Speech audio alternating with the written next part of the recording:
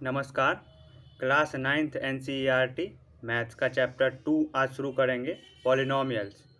Chapter शुरू करने से पहले मैं कहना चाहूँगा कि आपको अगर किसी भी तरह का कोई भी डाउट्स हो तो आप हमारे टेलीग्राम ग्रुप है एक हमारा, मैथ्स की शिक्षा डाउट्स, उस पर आप अपने डाउट्स पूछ सकते हैं और चैनल का लिंक जो है वो डिस्क्रिप्शन में दे दिया गया है। तो चैप्टर 2 जो है पॉलिनोमियल्स शुरू करते हैं।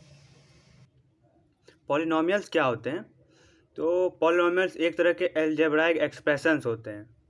आपने बहुत सारे एल्जेब्राइक एक्सप्रेशन पिछले 7th क्लास में देख रखा होगा। जैसे कि चलिए मान लीजिए एक एक्सप्रेशन है 2x माइनस का 7। ये क्या है? ये एक तरह का एल्जेब्राइक एक्सप्रेशन है। तो पॉलिनोमियल जो है वो स्पेशल एल्जेब्राइक एक्सप्रेशन होता है। मतलब कि मैं कह दूँ एक्स स्क्वायर माइनस का वाई स्क्वायर, ये भी एक एल्जेब्राइक एक्सप्रेशन है। 3x स्क्वायर माइनस का 9 प्लस 2y, ये भी एक एल्जेब्राइक एक्सप्रेशन है। तो एल्जेब्राइक एक्सप्रेशन क्या होते हैं? तो जिसमें वेरिएबल कॉन्स्टेंट्स वाले टर्म्स हो वो एल्जेब्राइक एक्सप्रेशंस कहलाते हैं।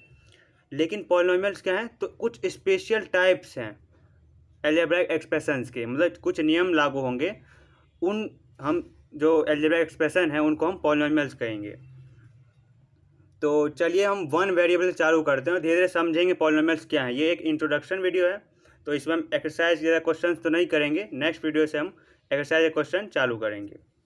तो पॉलिनोमियल्स इन वन वेरिएबल, पहले हम वो देखते हैं। ठीक है, पॉलिनोमियल्स इन वन वेरिएबल, जैसे कि ये 2x माइनस का 7 है। ये क्या है? ये एक पॉलिनोमियल है। कैसे? तो ये एक वन वेरिएबल वाला पॉलिनोमियल है। वेरिएबल क्या होता है? x जो है इसमें क्या है? वेरिएबल है, और 2 क्या है? कांस्टेंट है, कांस्टेंट। तो एक पॉलिनोमियल जो है वो दो चीज़ों से मिलकर बनता है। पॉलिनोमियल जो है, पॉलिनोमियल वो दो चीज़ों से मिलकर बनता है। कौन कौन सी? पहला तो वेरिएबल और दूसरा कांस्टेंट, जो कि कोफिशिएंट्स होते हैं। तो जैसे कि ये 3x है, ये एक पॉलिनोमियल है और इसमें वेरिएबल क्या है? x। वेरिएबल का क्या मतलब होता है कि हम कोई वैल्यू रख सकते हैं, कोई फिक्स वैल्यू नहीं है। x की जगह मैं 2 रख दूँ, x की जगह 3 रख दूँ, x की जगह 4 रख दूँ, तो मेरा इसका आंसर भी अलग अलग आएगा। मान लीजिए x की जगह 1 रख दूँ तो 3 इंटू 1 तो 3, x की जगह 2 रख दूँ तो 3 इंटू 2 6, x की जगह 5 रख दूँ तो 3 इंटू 5 15। तो ऐसे मैं अलग अलग वैल्यूज़ रखूँगा तो मेरा 3x का वैल्यू भी अलग अलग आएगा। क्यों? क्योंकि x एक वेरिएबल है, मैं x की वैल्यू को चेंज कर सकता हूँ, वेरी कर सकता हूँ, और इसलिए नाम पड़ा वेरिएबल। 3 क्या है इसमें? x तो पता चल गया, वेरिएबल है। 3 क्या है इधर? 3 कांस्टेंट है और कोफिशिएंट भी है। कोफिशिएंट क्या होता है? तो जो भी नंबर जो होते हैं, कांस्टेंट नंबर जो कि वेरिएबल के साथ हैं, उसे हम कोफिशिएंट कहेंगे। ठीक है, तो 3 क्या है? एक कोफिशिएंट है और ये कांस्टेंट भी है। क्यों? क्योंकि देखिए इन सभी केसेस में 3 इंटू 1 है, 3 इंटू 2 है, अलग अलग एक्स की वैल्यूज़ हैं, लेकिन हर केस में 3 जो है वो सेम है। और क्योंकि 3 हर केस में सेम है तो इसलिए हम क्या कहेंगे उसे? कांस्टेंट। कांस्टेंट मतलब जो चेंज ना हो। और क्योंकि 3 चेंज नहीं हो रहा, हर स्थिति में सेम 3 ही पुट कर रहे हैं हम, तो इसलिए क्या है? ये कांस्टेंट है। चलिए एक एग्जाम्पल समझते हैं पॉलिनोमियल्स के बारे में और थोड़ा अच्छे से। आपने पेरीमीटर ऑफ स्क्वायर सीखा होगा। पेरीमीटर ऑफ स्क्वायर, स्क्वायर क्या होता है? देखिए, जिसकी सारी साइड्स बराबर हो, इस तरह का। मान लीजिए अगर ये 2 सेंटीमीटर है तो ये भी 2 होगा, ये भी 2 होगा, और ये भी 2 सेंटीमीटर होगा। इसे स्क्वायर कहेंगे। और इसका पेरीमीटर कैसे निकालते हैं? पेरीमीटर का मतलब होता है सारे साइड जितने भी हैं सबको सम कर दो। तो कहें तो 2 centimetre plus 2 centimetre plus 2 centimetre plus 2 centimetre, ये एक बार, दो बार, 3 बार और 4 बार। 4 बार हमने 2 सेंटीमीटर को प्लस किया। या एक दूसरे शब्दों में आपने एक फॉर्मूला पढ़ा होगा, 4 टाइम्स इंटू साइड, है ना? 4 टाइम्स इंटू साइड की लेंथ, और यहाँ पे साइड की लेंथ कितनी है? तो 2 सेंटीमीटर। तो एक तरह से कहें तो 8 सेंटीमीटर। तो जो भी साइड हुआ उस हिसाब से 4 से मल्टीप्लाई कर दिया और हमारा पेरीमीटर आ गया 8 सेंटीमीटर। अगर साइड 2 से 3 सेंटीमीटर हो जाए तो हम कैसे पेरीमीटर निकालेंगे? उस केस में हम 4 इंटू 3 सेंटीमीटर करेंगे। अगर साइड को 3 सेंटीमीटर कर दूं सबको, तो 4 इंटू 3 से 12 सेंटीमीटर पेरीमीटर आ जाएगा। अगर मैं 5 कर दूं तो 4 5 जा 20 सेंटीमीटर हो जाएगा पेरीमीटर। अगर मैं 100 कर दूं साइड को, हर साइड को 100 सेंटीमीटर कर दूं, तो 4 इंटू 100 से मल्टीप्लाई कर दूंगा तो मेरा 400 सेंटीमीटर पेरीमीटर आ जाएगा। तो इससे मैं एक जनरल केस बना सकता हूँ। क्या? 4x क्या है ये? Perimeter of square. तो x के अलग अलग वैल्यूज़ के लिए, x क्या है? साइड की लेंथ है। तो अगर मैं अलग अलग स्क्वायर लूँ, अलग अलग लेंथ के, तो मेरा पेरीमीटर भी अलग अलग आएगा। ये किस चीज़ पर डिपेंड करेगा? x पर, मतलब साइड की लेंथ है क्या। अगर 2 लिया था तो 4 2 जा 8, अगर 3 लूँ तो 4 3 जा 12, अगर मैं साइड को 5 लूँ तो 20, 100 लूँ तो 400 सेंटीमीटर। तो आप देख सकते हैं कि हर स्थिति में जब भी आप पेरीमीटर निकाल रहे हैं, 4 जो है वो सेम है, जिसे क्या कहेंगे? कांस्टेंट। क्या कहेंगे? कांस्टेंट।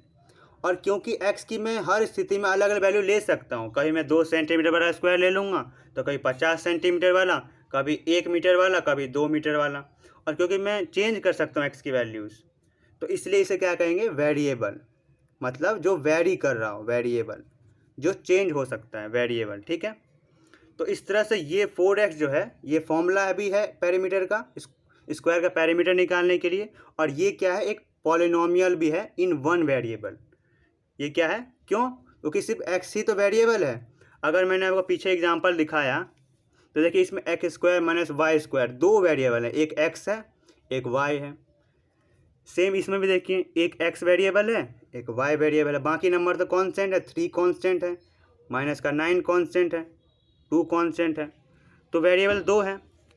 इस केस में वेरिएबल कितने हैं? तो सिर्फ एक, क्योंकि x एक ही है, y भी नहीं है, कोई z भी नहीं है, t भी नहीं है, कोई दूसरा नाम नहीं है, सिर्फ x है, तो इसलिए 1 वेरिएबल। तो जब भी 1 वेरिएबल होगा, कोई एक ही चीज़ जो कि वेरी करेगी, या तो x या तो y एक ही होगा किसी भी पॉलिनोमियल में, उसे क्या कहेंगे? पॉलिनोमियल इन 1 वेरिएबल। क्या कहेंगे? पॉलिनोमियल इन 1 वेरिएबल। इसके एग्जाम्पल कैसे दे सकता हूँ? बहुत सारे एग्जाम्पल दे सकता हूँ मैं। 3x + 7 ये पॉलिनोमियल है, इसमें वेरिएबल कितना है? 1, सिर्फ x ही तो है, और बाकी ये 3 और 7 क्या है? कॉन्स्टेंट्स हैं। 5y माइनस का 3, इसमें भी देखिए वेरिएबल सिर्फ y है, कोई दूसरा चीज़ नहीं है, तो ये भी पॉलिनोमियल इन 1 वेरिएबल। मैं कह दूँ टी स्क्वायर माइनस का 3, इसमें वेरिएबल कितना है? सिर्फ एक वेरिएबल है t, और क्योंकि ये एक ही वेरिएबल है इसलिए हम इसे भी क्या कहेंगे? पॉलिनोमियल इन 1 वेरिएबल। चलिए अब आपको टर्म के बारे में बताते हैं कि पॉलिनोमियल टर्म्स किसे कहते हैं। TERMS terms, TERMS terms. Polynomial terms क्या होते हैं? एक एग्जांपल से दिखाता हूँ। 3x² माइनस 7x प्लस का 4, ये एक पॉलिनोमियल है। अभी के लिए मैंने कंडीशन नहीं दी कि पॉलिनोमियल किसे कहेंगे किसे नहीं, लेकिन मैं कह रहा हूँ आपको कि इसे मान लीजिए एक पॉलिनोमियल है। तो इसमें टर्म्स कितने हैं? तो इसमें देखने पे मैं बता दूँ, ये एक टर्म हुआ, ये माइनस का 7x दूसरा टर्म है, और ये 4 तीसरा टर्म है। तो कुल मिलाकर कितने टर्म है? 3 टर्म है। इसमें कितने टर्म है? 3 टर्म। तो ये टर्म में एक टर्म क्या चीज़ से मिलकर बना होता है? एक वेरिएबल और एक उसका कोफिशिएंट। तो वेरिएबल देखिए x है, और तो इसमें x स्क्वायर एक वेरिएबल है, देखिए x स्क्वायर है, x पे स्क्वायर है, और इसका कोफिशिएंट क्या है? x स्क्वायर का कोफिशिएंट तो 3। इसमें देखिए दूसरा टर्म माइनस 7x है, तो इसमें वेरिएबल जो x है उस x का कोफिशिएंट क्या है? 7 या -7?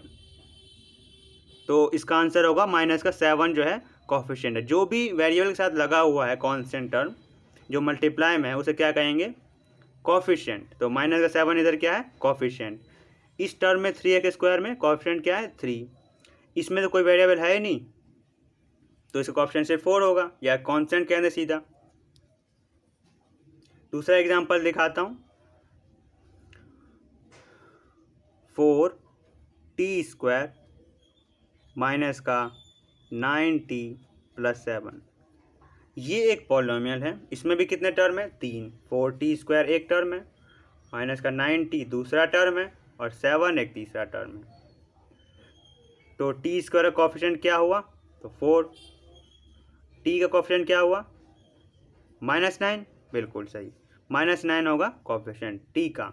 और 7 तो इंडिपेंडेंट है, क्यों, क्योंकि इसका t कोई भी वेरिएबल नहीं है, या कहीं तो t का पावर 0 है।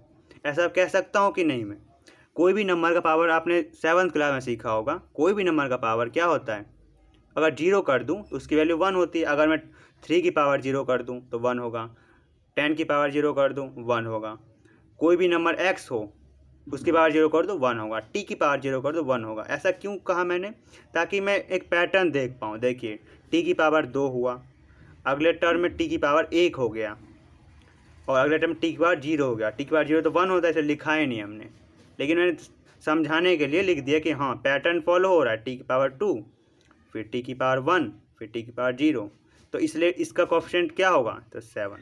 ओके, तो अगर आपको नहीं भी दे रखा हो, सिर्फ 7 दे रखा हो, तो आप क्या कहेंगे, कोएफिशिएंट क्या है t0 का, तो 7। ओके, t0 तो है नहीं, तो हम t0 बना देंगे। t0 की कोएफिशिएंट क्या है 7, और टर्म कितने हैं इसमें 3, ठीक है। और यहाँ पे 7 है वो क्या है कांस्टेंट टर्म है, क्यों, क्योंकि इसमें कोई वेरिएबल है ही नहीं, क्योंकि t की पावर 0 तो 1 हो जाएगी। तो मैं चाहे t की वैल्यू 1 लूँ, चाहे t की वैल्यू 2 लूँ, ये 7 हमेशा ऐसा ही रहेगा। तो इसलिए क्या है, ये कांस्टेंट टर्म है। चलिए अब आपको ये बताया जाए कि किस अलजेब्राइक एक्सप्रेशन को पॉलिनोमियल कहेंगे और किस अलजेब्राइक एक्सप्रेशन को पॉलिनोमियल नहीं कहेंगे। मतलब क्या क्राइटेरिया है जिसे मैं देखकर कह सकता हूँ कि हाँ ये एक पॉलिनोमियल है और ये दूसरा पॉलिनोमियल नहीं है। तो एक एग्जांपल से बता दूँ, चलिए एग्जांपल ले लीजिए t√+7। आप कहेंगे हाँ इसमें दिक्कत क्या है, ये भी तो पॉलिनोमियल कहा जा सकता है, लेकिन ये क्राइटेरिया दिया गया कि अगर कोई भी वेरिएबल है, यहाँ वेरिएबल t है क्योंकि t वेरी करेगा, t की बार 1 रख, t की वैल्यू 1 रख सकता हूँ मैं, 2 रख सकता हूँ मैं, t की वैल्यू कोई भी नंबर रख सकता हूँ। लेकिन कहा गया कि अगर कोई वेरिएबल की जो पावर है वो एक रियल नंबर ना हो, मतलब होल नंबर ना हो, सॉरी मैंने गलत बता दिया, होल नंबर ना हो, मतलब कि अगर वेरिएबल मान लीजिए x है तो x स्क्वायर 0 हो सकती है, x स्क्वायर 1 हो सकती है, x स्क्वायर 2 हो सकती है, 0 से लेकर 1 2 3 4 5 6 7 कोई भी नंबर हो सकता है। होल नंबर की पूरी सीरीज को हम पावर रख सकते हैं वेरिएबल में, मतलब x पावर में 100 भी रख सकता हूँ, x पावर में 1000 भी रख सकता हूँ, x पावर 17 18 25 कुछ भी रख दूँ, लेकिन 0 से लेस नहीं रखना और होल नंबर रखना है। तो क्योंकि यहाँ पे t पे तो रूट है, और आपने ये सीखा होगा कि रूट को मैं 1/2 लिख सकता हूँ, t की पावर 1/2 ऐसे लिख सकते हैं कि नहीं, और +7 तो है। और क्योंकि t की पावर एक होल नंबर नहीं है, क्यों, 1/2 तो एक रेशनल नंबर है, होल नंबर तो नहीं है ये, तो ये एक पॉलिनोमियल नहीं है। क्या ये पॉलिनोमियल है, तो ये एक पॉलिनोमियल नहीं है, क्यों, क्योंकि t की जो पावर है वो एक होल नंबर नहीं है। एक दूसरा एग्जांपल देखते हैं, x + 1/x, ये बुक में दे रखा है आपके, x + 1/x। अब ये बताइए क्या ये एक पॉलिनोमियल है, x + 1/x, क्या ये एक पॉलिनोमियल है, और है तो कैसे है।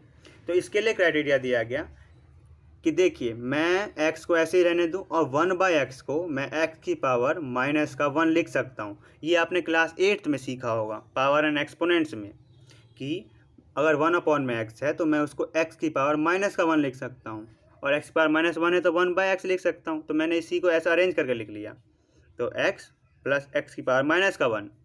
और क्योंकि आप यहाँ देख सकते हैं x की पावर जो है वो एक होल नंबर नहीं है, क्यों, -1 क्या होल नंबर है, क्या -1 होल नंबर है, तो नहीं, ये एक होल नंबर तो नहीं है, होल नंबर 0 से लेकर 1 2 3 होता है, ऐसे चलता है। तो क्योंकि x की पावर में एक होल नंबर नहीं है तो मैं कहूँगा ये x प्लस 1/x क्या है, पॉलिनॉमियल नहीं है, ये भी एक पॉलिनॉमियल नहीं है। चलिए आपसे एक क्वेश्चन पूछते हैं जो आपके बुक में दे रखा है। तो क्वेश्चन हमारा ये है, y में क्यूब रूट है, वह मतलब क्यूब रूट अंडर y और प्लस y का स्क्वायर, ठीक है, cube root of y plus y का स्क्वायर।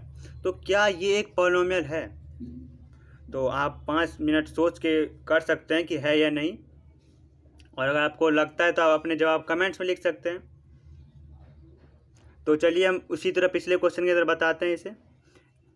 y की पावर y क्यूब रूट में है तो मैं y को y की पावर 1/3 लिख सकता हूँ, ऐसा है या नहीं? बिल्कुल लिख सकता हूँ। अगर रूट है तो 1/2 लिख सकता हूँ, तो क्यूब रूट है तो मैं 1/3 लिख सकता हूँ y को, y की पावर 1/3, और इसको मैं y का स्क्वायर ऐसे ही रहने दूँ। और क्योंकि y का जो पावर है 1/3, क्या 1/3 एक होल नंबर है? बिल्कुल नहीं, 1/3 तो एक होल नंबर नहीं है, ये एक रेशनल नंबर है। और क्योंकि 1/3 होल नंबर नहीं है तो ये जो पूरा अलजेब्रिक एक्सप्रेशन है, ये cube root of y plus y square, ये पॉलिनॉमियल नहीं है। ओके, ये पॉलिनॉमियल नहीं है। अगर मैं कहूँ 7x² माइनस का 9x, तो क्या ये एक पॉलिनॉमियल है? तो देख सकते हैं वेरिएबल x की पावर 2 है, 2 एक होल नंबर है। x की पावर 1 लिख सकता हूँ मैं, x पावर 1 एक होल नंबर है। तो हाँ बिल्कुल ये पॉलिनॉमियल है, ये अलजेब्रिक एक्सप्रेशन एक पॉलिनॉमियल है। पॉलिनॉमियल्स को और अच्छे से बताने के लिए क्वेश्चंस में कई बार पॉलिनॉमियल्स को नाम दे दिया जाता है। जैसे कि अगर मैं कहूँ 9x माइनस का 7, ये एक पॉलिनॉमियल है, तो ये तो ऑब्वियस है क्योंकि x की पावर 1 है और वो एक होल नंबर है, तो ये पूरा अलजेब्रिक एक्सप्रेशन पॉलिनॉमियल है। इसमें कितने टर्म है? 2 टर्म है, एक टर्म 9x है और एक टर्म माइनस का 7 है। क्या मैं इसे नाम लिख सकता हूँ? तो हाँ, बुक में कह रखा है कि आप इसे जो है, क्योंकि ये वेरिएबल x का वेरिएबल है कि नहीं, अगर x की वैल्यू मैं अलग अलग चेंज कर सकता हूँ, तो क्योंकि x का वेरिएबल है तो मैं इसे नाम दे देता हूँ px। इस तरह से पॉलिनॉमियल को नाम देके बुलाया जा सकता है कि px क्या है, ये एक पॉलिनॉमियल है और जिसकी px equal to 9x minus 7। ऐसा क्यों किया गया? तो और अच्छे से डिफाइन करने के लिए, पॉलिनॉमियल को और अच्छे से बताने के लिए। जैसे कि अगर मैं x का 1 रखूँ तो मैं इसे ऐसे लिख सकता हूँ, x की जगह 1। तो अब मैं क्या करूँगा, जहाँ जहाँ पे x है वहाँ 1 रख दूँगा, और 9 1 जा क्या होता है 9 माइनस का 7, तो 2 हो गया। p की जगह मैं 2 रख दूँ तो p 2 रख सकता हूँ मैं, x की जगह 2। तो अब जहाँ जहाँ x है वहाँ 2 रखूँगा, तो 9 और माइनस का 7, इस तरह से लिख दिया। 9 2 या 18 माइनस का 7, तो कितना हो जाएगा 11।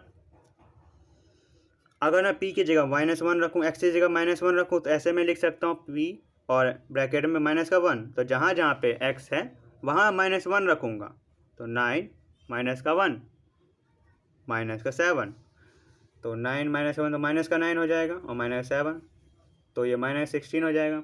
इस तरह से हम पॉलिनॉमियल्स को नाम दे के बुला सकते हैं कि हाँ ये px है, या ये gx है, या फिर ये qx है। तो इस तरह से हमें आसानी होगी पॉलिनॉमियल्स को बुलाने में, और क्वेश्चंस में जब ऐसे दे रखा होगा तो आप भी समझ पाएंगे कि हाँ ये पॉलिनॉमियल का नाम रखा गया है px या gx, और या फिर कुछ और भी हो सकता है। जैसे कि मैं एक दूसरे पॉलिनॉमियल qx को नाम दे सकता हूँ x³ माइनस का 3x, या फिर मैं एक दूसरा नाम दे सकता हूँ किसी और पॉलिनॉमियल को rx equal to t² plus का 9, है कि नहीं। या फिर मैं gx नाम दे सकता हूँ x² माइनस का 9/2। आपको ये कन्फ्यूजन नहीं होनी चाहिए कि ये पॉलिनॉमियल है कि नहीं। क्यों? क्योंकि वेरिएबल की पावर तो होल नंबर है ना। कांस्टेंट टर्म वो फ्रैक्शन में हो सकता है, बस वेरिएबल की पावर जो है वो होल नंबर होनी चाहिए। तो ये पॉलिनोमियल तो है और मैं इसका नाम रख दिया जी एक्स। तो इस तरह से मैं अलग अलग पॉलिनोमियल को अलग अलग नाम से बुला सकता हूँ एक ही क्वेश्चन में, तो जिससे हमें आसानी होगी और पॉलिनोमियल के बारे में बताने में भी मुश्किल नहीं होगी। कुछ नाम होते हैं पॉलिनोमियल के स्पेशल, जैसे कि 3 मैं बता रहा हूँ इधर। एक होता है मोनोमियल। मोनोमियल ये आपने सुना होगा और या तो सुनते रहेंगे, आगे के क्वेश्चंस करेंगे तो पॉलिनोमियल से बेस पे, क्योंकि आगे क्लासेस में पॉलिनोमियल का खूब यूज़ होता है। तो ये एक मोनोमियल है। दूसरा नेम मैं कह रहा हूँ बाइनोमियल। तीसरा नाम है ट्राइनोमियल। ट्राइनोमियल क्या क्या नाम है? मोनोमियल, बाइनोमियल और ट्राइनोमियल। क्या होता है मोनोमियल? तो ऐसे पॉलिनोमियल जिसमें सिर्फ एक टर्म हो और कोई टर्म ना हो तो उसे क्या कहेंगे? मोनोमियल। बाइनोमियल क्या होगा? आप नाम से समझ सकते होंगे कि ऐसे पॉलिनोमियल्स जिसमें 2 टर्म हो उसे कहेंगे बाइनोमियल। और ट्राइनोमियल क्या होगा फिर? तो ऐसे पॉलिनोमियल्स जिसमें गिनकर सिर्फ 3 टर्म हो उसे कहेंगे ट्राइनोमियल। मोनोमियल का एग्जांपल देना चाहूँ तो 7x माइनस का 3x, या फिर 5x² या 3x की पावर 10, या कुछ भी हो सकता है। लेकिन हाँ, ये अलग पॉलिनोमियल, ये अलग अलग पॉलिनोमियल्स हैं, एक नहीं है। तो देखिए इसमें सिर्फ एक टर्म है 7x, इसमें भी एक टर्म है माइनस का 3x, इसमें भी एक टर्म है 5x²। पावर कुछ भी हो सकती है लेकिन देखिए टर्म जो है वो एक हैं, तो इसलिए इसे क्या कहेंगे? इन पॉलिनोमियल्स को मोनोमियल कह सकते हैं। फिर बाइनोमियल क्या होगा? तो उसका एग्जांपल दे सकता हूँ मैं 3x माइनस का 9, या 5x² प्लस 7, या 3x की पावर 10 माइनस का x की पावर 8, कुछ भी हो सकता है। लेकिन देखिए इसमें 2 टर्म है, एक टर्म ये, दूसरा टर्म ये, तो ये क्या हुआ? बाइनोमियल। सेम इसी तरह से एक टर्म ये, दूसरा टर्म 7, तो ये भी बाइनोमियल। और इस तरह से ये भी एक बाइनोमियल हुआ। ट्राइनोमियल क्या होगा? जिसमें 3 टर्म होंगे, तो टी का क्यूब माइनस का 9t प्लस का 7, या फिर कहें टी की पावर 10 प्लस टी का स्क्वायर माइनस का t, या फिर 3x का क्यूब माइनस का 9x प्लस का 6। इन सब पॉलिनोमियल्स में आप देख सकते हैं कि हमारे पास 3 टर्म है। जैसे इस पॉलिनोमियल को देख लीजिए, इसमें एक टर्म t का पावर 3, दूसरा जो टर्म है वो माइनस का 9t और तीसरा टर्म 7 है। इस तरह इस पॉलिनोमियल में 3 टर्म है, t की पावर 10, t का स्क्वायर और माइनस का t, ये 3 टर्म हो गए। और इस तरह से इसमें भी। तो इस तरह से आपने समझ लिया कि मोनोमियल क्या होता है, बाइनोमियल क्या होता है और ट्राइनोमियल क्या होता है। चलिए इसी टॉपिक पे आगे बढ़ते हैं। चलिए अब जानते हैं कि डिग्री ऑफ पॉलिनोमियल क्या होता है। डिग्री ऑफ पॉलिनोमियल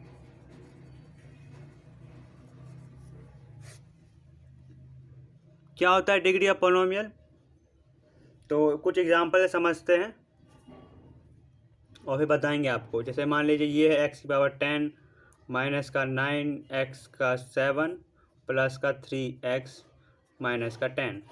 ये एक पॉलिनोमियल है जिसमें 4 टर्म है, x की पावर 10 माइनस 9x की पावर 7 प्लस 3x ये तीसरा टर्म है और माइनस का 10 चौथा टर्म है जो कांस्टेंट टर्म है। इसमें वेरिएबल कोई भी ऐसा टर्म, वो टर्म बताइए जिसमें वेरिएबल की पावर हाईएस्ट है, मतलब वो टर्म जिसमें वेरिएबल की पावर सबसे ज़्यादा है। तो ऐसा टर्म तो यही है x की पावर 10। क्यों? क्योंकि देखिए इस टर्म में x की पावर 10 है। क्या कोई भी ऐसा टर्म है जिसमें x की पावर 10 से ज़्यादा है? नहीं। x पावर 7 10 से कम है, x की पावर 1 10 से कम है, तो यही है।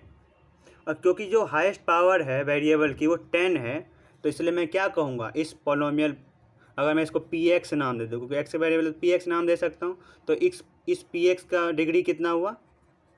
डिग्री ऑफ px कितना हुआ? 10। समझ में आया आपको? दूसरा एग्जांपल समझते हैं। x² minus 3x³ plus 7x, ये एक 3 टर्म वाला पॉलिनोमियल है। इसमें वो टर्म बताइए जिसमें वेरिएबल की पावर हाईएस्ट है, तो वो यही टर्म है। क्यों? क्योंकि इसमें x की पावर क्यूब, x पावर 3 है, बाकी में x² है, इसमें x है, तो यही है। तो हाईएस्ट पावर कितनी है? तो 3। हाईएस्ट पावर क्योंकि 3 है तो मैं क्या कहूँगा, डिग्री कितनी है, डिग्री, इसको मैं अगर जी एक्स नाम दे दूँ, जी एक्स, तो डिग्री ऑफ जी एक्स कितना हो जाएगा, 3। इसी तरह से आप किसी पॉलिनोमियल का डिग्री बता सकते हैं। जैसे कि एक बुक में एग्जांपल दे रखा है x plus x square plus pi, इसमें बताइए, तो इसमें x की मैक्सिमम पावर 2 है, तो इसलिए डिग्री कितनी हो गई, 2। ठीक है, तो इसलिए जब एक्सरसाइज में क्वेश्चंस आएंगे तो आप आसानी से बता पाएंगे कि किस पॉलिनोमियल की डिग्री कितनी है और असल में पॉलिनोमियल वो है भी कि नहीं। अब मैं अगर आपसे ये पूछूं कि ये एक 7 है, ये एक पॉलिनोमियल है कि नहीं, तो इस कांस्टेंट पॉलिनोमियल 7, कोई भी नंबर हो, मैंने एग्जांपल के लिए 7 ले लिया, ये भी एक पॉलिनोमियल है 7, तो इसकी डिग्री कितनी है। तो मैंने आपको ये कहा था कि अगर कुछ नहीं है, इसका मतलब है कि मैं वेरिएबल, कोई भी वेरिएबल ले लूँ x y, उसके बाद मैं 0 लिख सकता हूँ, ऐसा है कि नहीं। मैं 7 को ही 7x की पावर 0 लिख सकता हूँ, क्योंकि x की पावर 0 तो 1 हो जाता है, ऐसा ही है, x की पावर 0 तो 1 हो जाता है, तो इसलिए मैं 7 को ही 7x की पावर 0 लिख सकता हूँ। और क्योंकि इधर वेरिएबल की मैक्सिमम पावर 0 है, तो इसकी डिग्री कितनी हो जाएगी 7 की, 0। तो कोई भी नंबर हो जो कांस्टेंट नंबर है, कोई भी 7, 8, 100, 1000, 1/2, 3/2, कोई भी नंबर हो, अगर वो वही सिर्फ है किसी पॉलिनोमियल में, वही एक सिंगल टर्म है, तो उसकी डिग्री कितनी होगी, 0। लेकिन अगर खुद 0 हो तो उसके लिए डिग्री डिफाइंड नहीं है, डिग्री नॉट डिफाइंड, ये याद रखिएगा बस। बाकी इसकी ज़रूरत अभी पड़ेगी नहीं, फिर भी मैंने समझाने के लिए इस वीडियो में कुछ प्रयास किए। अगले वीडियो में हम एक्सरसाइज लाएंगे 2.1। इस वीडियो के लिए इतना ही, धन्यवाद।